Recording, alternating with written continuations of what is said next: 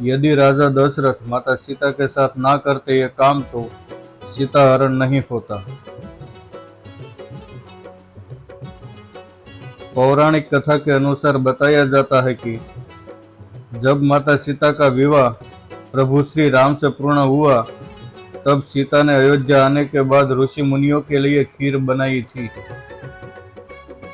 जब सीता जी ऋषि मुनियों को खीर परोस रही थी, उस समय तेज हवा का झोंका आया और उस समय राजा दशरथ की खीर में एक छोटा सा घास का तिनका आकर गिर गया। माता सीता ने उस तिनके को देख लिया, लेकिन सीता जी के लिए सबके सामने खीर से तिनका कैसे निकाले उसकी बड़ी दुविधा थी। माता सीता तिनका देखकर क्रोधित हो गई और उसने क्रोध के वश अपनी शक्ति से तिनके को भस्म कर दिया। माता सीता को लगा कि उसका ये चमत्कार किसी ने नहीं देखा, लेकिन राजा दशरथ ने सब देख लिया था। वो समझ गए थे कि सीता कोई साधारण स्त्री नहीं है, जगत जननी है।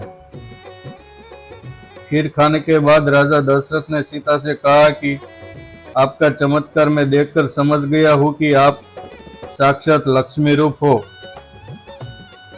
इसलिए आज आप मुझे वचन दीजिए कि जिस दृष्टि से आपने तिनके को देखकर भस्म कर दिया, उस दृष्टि से कभी आप किसी और को नहीं देखेगी। माता सीता ने दशरथ को वचन दे दिया, परंतु आगे जाकर दशरथ के मांगे गए यही वचन के कारण रावण सीता का हरण करने में सफल रहा था।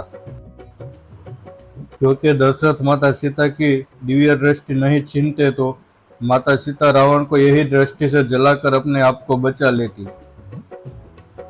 इसी वचन के कारण कहते हैं कि दशरथ सीता के साथ ना करते ये काम तो सीता हरण नहीं होता।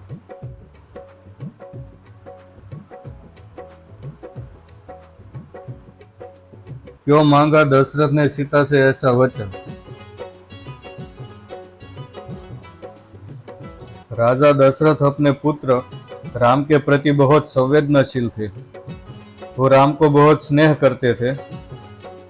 इसलिए जब राजा दशरथ ने सीता जी की शक्ति देखी तो उसे लगा कि एक तिनके पर इतना क्रोध करने वाली सीता अगर राम के साथ किसी विषय पर चर्चा करते करते क्रोधित होकर उसे देख लेगी तो अनर्थ हो जाएगा। इसी डर के कारण दशरथ ने सीता से वचन मांगा था।